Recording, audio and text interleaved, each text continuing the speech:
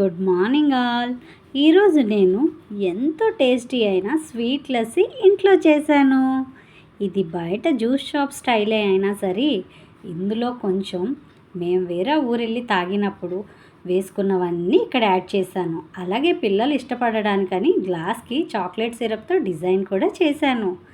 ఇంకా అందులో టేస్ట్ కోసం ఐస్ క్రీమ్, దానిపైన ప్రత్యేకంగా చెప్పాల్సింది ఇదేనండి, కొబ్బరి కూర. ఇది యాడ్ చేయడం వల్ల చాలా బాగుంటుంది.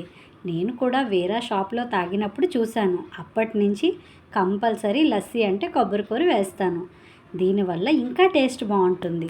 డ్రై ఫ్రూట్స్ కానీ ఇంకా సిరప్లైనా ఇందులో వేసే టూటీ ఫ్రూటీ అయినా ఏదైనా టేస్ట్ గురించి అయినప్పటికీ కొబ్బరి కూర వేయడం వల్ల ఆ ఫ్లేవర్ వేరేలా ఉంటుంది.